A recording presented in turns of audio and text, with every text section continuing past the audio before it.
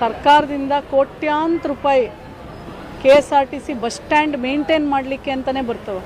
ಮತ್ತು ಇಲ್ಲಿ ಅಧಿಕಾರಿಗಳಿರ್ತಾರೆ. ಇಲ್ಲಿ ನಾನು ಬಂದಾಗ ನೋಡಿದ್ದೇನೆಂದರೆ ಫಸ್ಟ್ ಕುಡಿಯೋ ನೀರು ನೋಡಿ, ಇದು ನಮ್ಮ ಮಗ ಯಾವುದೋ ಹಳ್ಳಿಯಿಂದ ಬಂದೈತಿದು.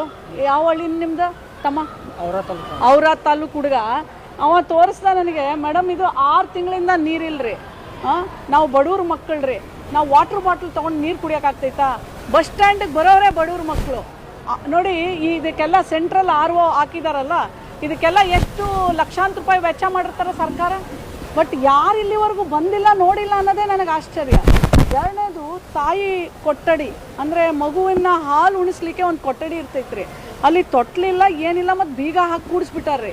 ಒಳಗೆ ಹೋಗಿ ನೋಡಿದರೆ ಕೈ ತುಂಬ ಧೂಳ್ರಿ. ಅಂತಂದರೆ ಆಮೇಲೆ ಯಾರಿಗೆ ಏನು ಗೊತ್ತು, ಮತ್ತು CCTV ಎಲ್ಲವ ಅನ್ನೋದೇ ಗೊತ್ತಿಲ್ಲರಿ.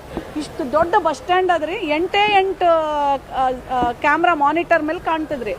ಅದು ಹೆಂಗೈತೆ ಅಂತಂದರೆ, ಆ ಮಾನಿಟರ್ದು ರೂಮ್ ಹೆಗ್ಣಗಳು ಸತ್ತಿರೋ ವಾಸನೆ, ಬೀಗ ಹಾಕಿದಾರ್ರಿ.